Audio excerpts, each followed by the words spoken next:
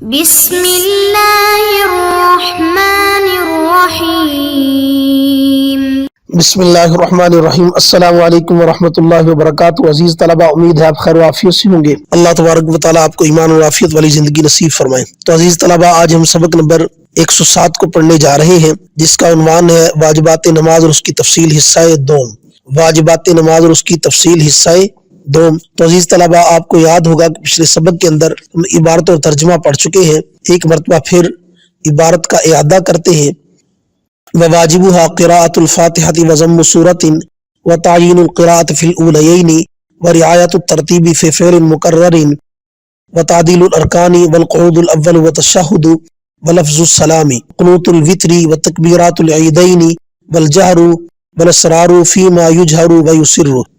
ترجمہ اور واجبات پڑھنا اور سورت کا ملانا اور متعین کرنا، قرات کے لیے پہلی دو رکعتوں کو ترتیب کا لحاظ کرنا فعل مکرر میں، اور تعدیل ارکان اور قاعدہ اولا اور تشہد پڑھنا، اور لفظ السلام کے ساتھ اور لفظ السلام پڑھنا، اور وطروں کے لیے دعا یعنی دعائے قنوت کا پڑھنا، اور عیدین کی تکبیرات کا پڑھنا، اور قرات کرنا جہری نمازوں میں جہر سے اور سری نمازوں میں سر سے یعنی آہستہ سے۔ تو یہ تھا عزیز طلبہ ترجمہ اور عبارت۔ اب ہم آتے ہیں سبق کی تفصیل کی طرف۔ آپ کو یاد ہوگا کہ پچھلے سبق کے اندر ہم سورت فاتحہ کا پڑھنا، سورت کا ملانا، پہلی دو رکعتوں کو قرات کے لیے متعین کرنا، ترتیب کا لحاظ کرنا فعل مکرر میں، اور تعدیل ارکان اور قاعدہ اولا اور تشہد پڑھنا اور لفظ تشہد پڑھنا، یہ ہم پڑھ چکے ہیں۔ آج ہم پڑھیں گے لفظ سلام کا پڑھنا، وطر کی دعا کا پڑھنا، اور عیدین کی تکبیرات کا پڑھنا، اور جہری نمازوں میں جہر اور سری نمازوں میں سر کے ساتھ قرات کرنا۔ تو عزیز طلبہ، اب ہم آتے ہیں اپنی پہلی بات کی طرف، یعنی لفظ سلام کے ذریعے سے نماز سے نکلنے کا وجوب۔ تو واجبات میں سے 8واں واجب، نماز کے آخر میں لفظ سلام کے ساتھ نکلنا، لفظ سلام کہنا، کیونکہ پیغمبر صلی اللہ علیہ وسلم نے اس پر بلا ترک مواظبت بلا ترک فرمائی ہے، جو وجوب کی دلیل ہے۔ جبکہ امام شافعی رحمۃ اللہ علیہ کے نزدیک سلام پھیرنا فرض ہے۔ امام شافعی رحمۃ اللہ علیہ کے نزدیک سلام پھیرنا فرض ہے، یعنی لفظ سلام وہ فرض ہے۔ ان کی دلیل نبی علیہ الصلوۃ والسلام کا فرمان ہے کہ تحلیلها التسلیم، کہ جناب رسول اللہ صلی اللہ علیہ وسلم نے ارشاد فرمایا کہ نماز کی تحلیل وہ سلام ہے۔ تو حناف اس کا جواب یہ دیتے ہیں کہ یہ خبر واحد ہے اور خبر واحد سے فرضیت ثابت نہیں ہوتی، البتہ خبر واحد سے وجوب ثابت ہو جاتا ہے، تو وجوب کے ہم بھی قائل ہیں۔ نیز حضرت عبداللہ ابن عمر رضی اللہ تعالیٰ سے مروی ہے، انہوں نے فرمایا قال رسول اللہ صلی اللہ علیہ وسلم اذا قاد الامام فی آخر صلاته ثم احدث قبل ان يسلم تمت صلاته، کہ جب امام آخری قعدے میں بیٹھے پھر اس کو سلام پھیرنے سے پہلے حدث لاحق ہو جائے تو اس کی نماز کیا ہو گئی؟ تام ہو گئی، اس کی نماز مکمل ہو گئی۔ تو اگر لفظ سلام فرض ہوتا تو نماز تام تو نہ ہوتی بلکہ فاسد ہوتی۔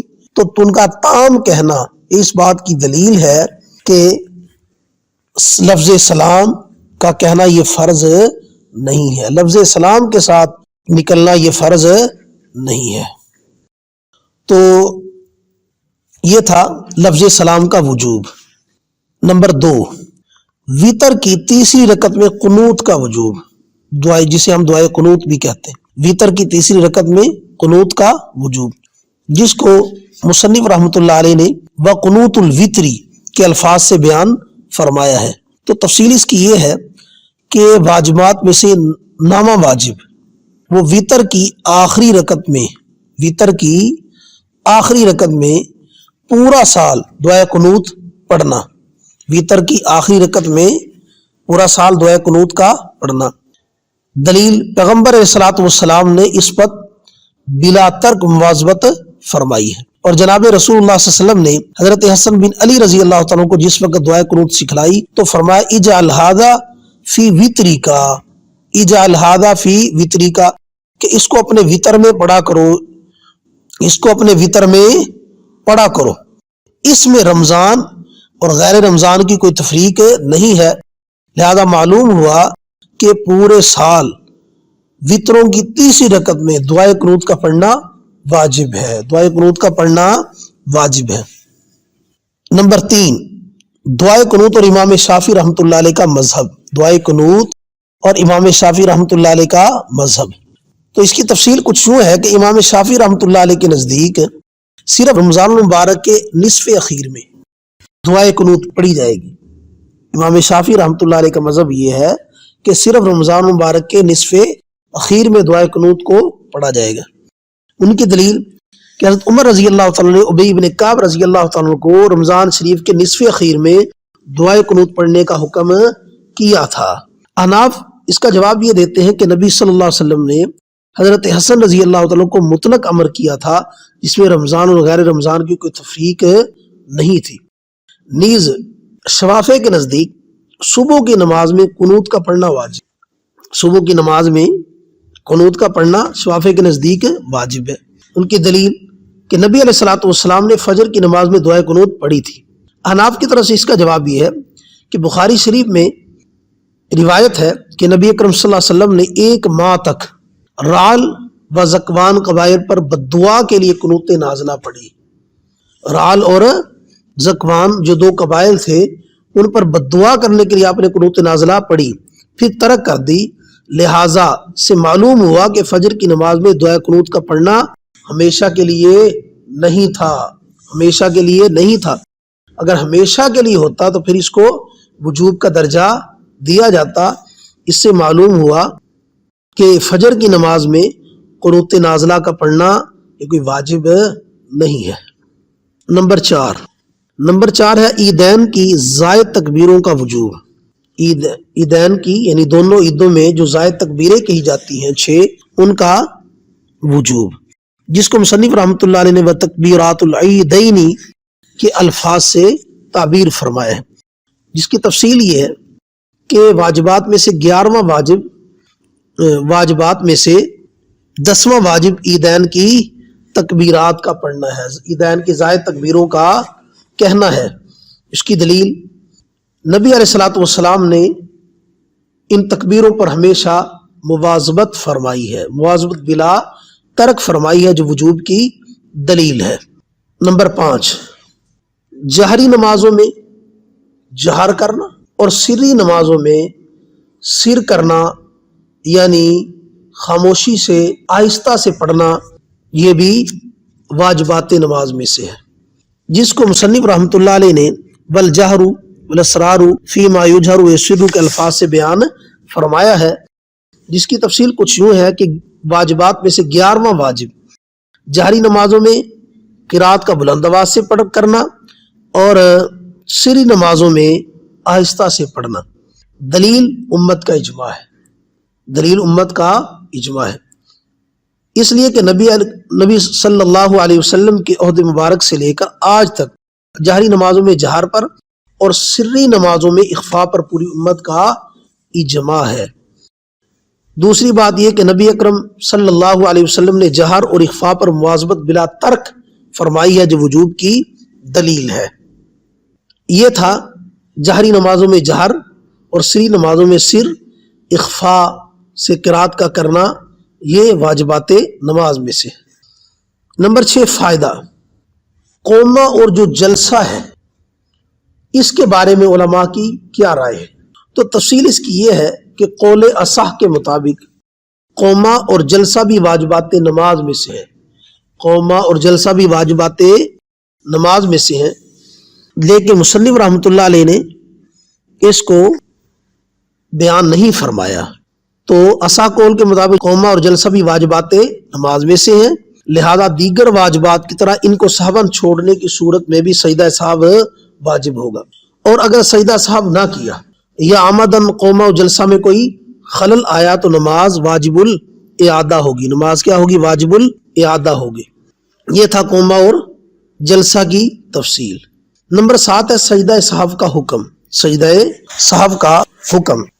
تو عزیز طلبہ، ہم نے پچھلے جو پیچھے تفصیل گزری اس میں ہم نے واجبات نماز کو پڑھا، تو جتنے بھی امور واجب ہیں مذکورہ بالا جتنے امور بیان ہوئے یہ سب کے سب واجب تھے، تو ان میں سے کسی ایک کو سہون چھوڑنا اس سے سجدہ سہو واجب ہو جاتا ہے۔ کسی کو بھی ان واجبات میں سے کسی واجب کو بھی سہون چھوڑ دینا اس سے سجدہ سہو واجب ہو جاتا ہے۔ اور اگر سجدہ نہیں کیا یا عمدن کوئی واجب چھوڑ دیا تو نماز واجب الاعادہ ہو جاتی ہے، تو نماز واجب الاعادہ ہو جاتی ہے۔ تو یہ تھی تفصیل سجدہ سہو کی۔ اب ایک سوال اور اس کا جواب۔ سوال یہ ہے کہ بہشتی زیور میں یہ لکھا ہے کہ نماز میں الحمد اور سورت وغیرہ اتنے چپکے سے پڑھے کہ اپنی آواز خود اپنے کان کو سنائی نہ دے تو نماز نہیں ہوگی۔ نماز میں الحمد اور سورت وغیرہ اگر اتنے چپکے سے پڑھے کہ اپنی آواز خود اپنے کان کو سنائی نہ دے تو اس سے نماز نہیں ہوگی۔ سوال یہ ہے کیا اتنی زور سے نماز میں پڑھنا کہ اپنے کان کو سنائی دے یہ فرض ہے یا واجب ہے؟ اگر غلطی سے چپکے سے پڑھ لیا پھر خیال آیا تو کیا سجدہ سہو سے نماز ہو جائے گی؟ تو جواب اس کا یہ ہے کہ ایک قول تو یہی ہے، البتہ دوسرا قول یہ ہے کہ اگر حروف صحیح نکالے، حروف صحیح طور پر ادا کیے تو نماز ہو جائے گی اگرچہ خود نہ بھی سنے۔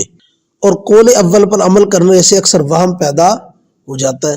اکثر لوگ اسی وہم کی وجہ سے زور زور سے پڑھنے لگتے ہیں جس سے دوسروں کی نماز میں بھی خلل پیدا ہوتا ہے۔ اس لیے راجح قول یہ ہے کہ دوسرے قول پر عمل کیا جائے، یعنی اگر حروف صحیح طور پر ادا کر رہا ہے تو اس کی نماز ہو جائے گی، خواہ اس کے کانوں تک آواز سنائی نہیں دے رہی، خواہ اس کے کانوں تک آواز نہیں جا رہی۔ تو عزیز طلبہ یہ تھا ہمارا آج کا سبق جس کے اندر ہم نے پڑھا لفظ سلام کا وجوب، نمبر 2 وطر کی دعا یعنی دعائے قنوت کا وجوب، عیدین کی زائد تکبیروں کا وجوب، جہری نمازوں میں جہر اور سری نمازوں میں سر کا وجوب، اور اس کے ساتھ ساتھ قومہ اور جلسہ کے وجوب کی کچھ تفصیل، سجدہ سہو کا حکم اور ایک اشکال کا جواب۔ تو عزیز طلبہ اللہ تبارک و تعالی تفقہ فی الدین نصیب فرمائے، دین کو سمجھ کر اس کے مطابق عمل کرنے کی اور اس کی اشاعت کرنے کی توفیق نصیب فرمائے۔